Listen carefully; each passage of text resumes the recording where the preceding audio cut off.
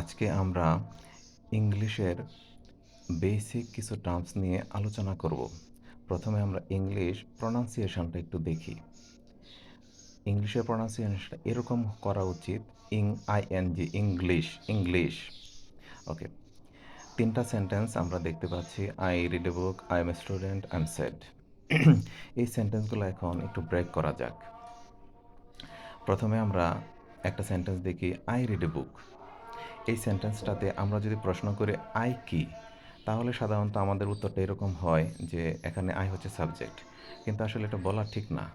এখানে আইটা হচ্ছে একটা প্রোনাউন এবং এই প্রোনাউনটার টাইপ হচ্ছে পার্সোনাল প্রোনাউন, এবং এখানে আইটা হচ্ছে সাবজেক্টের, এই সেন্টেন্সে সাবজেক্টের কাজ করা, তার ফাংশনটা হচ্ছে সে সাবজেক্ট। আচ্ছা, ভার্বটা হচ্ছে রিড এবং এ বুকটা হচ্ছে একটা অবজেক্ট। আচ্ছা, এখন আমরা অবজেক্টটা সাধারণত কীভাবে বের করি? আমরা যদি ভার্বকে কি অথবা কাকে দ্বারা প্রশ্ন করি তাহলে অবজেক্ট বের হয়। যেমন আমি যদি প্রশ্ন করি আই রিড হোয়াট, আমি কি পড়ি, তাহলে কিন্তু আমি উত্তর আসবে এ বুক, তার মানে এ বুকটা হচ্ছে একটা অবজেক্ট। আচ্ছা, ভার্বকে কি অথবা কাকে দ্বারা প্রশ্ন করলে কিন্তু উত্তর পাওয়া যায়। আমাদের যদি অবজেক্টটা বস্তুবাচক হয় তাহলে কি দ্বারা প্রশ্ন করতে হবে, আর যদি অবজেক্টটা ব্যক্তিবাচক হয় তাহলে হুম দ্বারা বা কাকে দ্বারা প্রশ্ন করতে হবে। যেমন আই নো দ্য বয়, আমি বালকটাকে চিনি। আই নো হুম, আমি কাকে চিনি, বালকটাকে, উত্তর আসলো। তাহলে আর সাবজেক্টটাকে যদি আমরা বের করতে চাই তাহলে ভার্বকে কে দ্বারা প্রশ্ন করতে হবে। আই রিড, আমি পড়ি। কে পড়ে, আমি পড়ি, তাহলে কিন্তু আমাদের সাবজেক্ট আমরা পেয়ে গেলাম।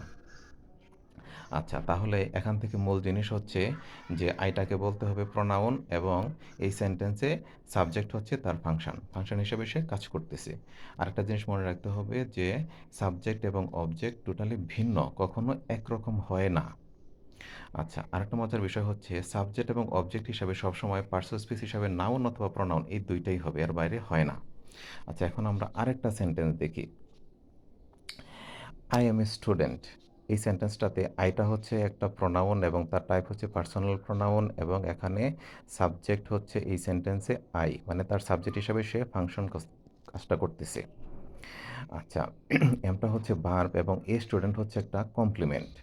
আচ্ছা, কমপ্লিমেন্ট হচ্ছে দুই ধরনের, একটা নাউন কমপ্লিমেন্ট আর একটা হচ্ছে অ্যাজেটিভ কমপ্লিমেন্ট। এখানে কিন্তু আমরা এই স্টুডেন্টটাকে অবজেক্ট বলতে পারবো না। কেন বলতে পারবো না? কারণ আইটার একটা ভিন্ন পরিচয় হচ্ছে এ স্টুডেন্ট। তাছাড়া আমরা কিন্তু বলতে পারি যে আই সমান সমান স্টুডেন্ট, এই জন্য এটাকে অবজেক্ট বলা যাবে না, এটাকে বলতে হবে কমপ্লিমেন্ট, এবং সেটা হচ্ছে নাউন কমপ্লিমেন্ট। আর কখনো যদি এরকম বলা হয় যে আই অ্যাম হ্যাপি, আমি সুখী, তাহলে কিন্তু বলতে হবে, অথবা আই এম স্যাড, তাহলে বলতে হবে আইটা হচ্ছে সাবজেক্ট, এমটা হচ্ছে ভার্ব, এবং হ্যাপি অথবা স্যাড এটা হচ্ছে কিন্তু আমাদের একটা অ্যাডজেক্টিভ কমপ্লিমেন্ট। ওকে, আর প্রথমে যে সেন্টেন্সটা আমাদের ছিল যে আই রিড এ বুক, আমরা কিন্তু বলতে পারবো না যে আই সমান সমান বুক, তার মানে সাবজেক্ট এবং অবজেক্ট টোটালি ভিন্ন হবে। সাবজেক্ট এবং অবজেক্ট যদি কখনো একই রকম হয় তাহলে বুঝতে হবে অবজেক্ট না, সেটা সেটা সেটা হচ্ছে কমপ্লিমেন্ট, এবং সাবজেক্ট এবং অবজেক্ট টোটালি ভিন্ন হয়। আচ্ছা, আরও কিছু তথ্য এখানে, সাবজেক্ট মানে হচ্ছে কিন্তু অ্যাকশান ডুয়ার, আর অবজেক্ট সমান সমান কিন্তু অ্যাকশান রিসিভার।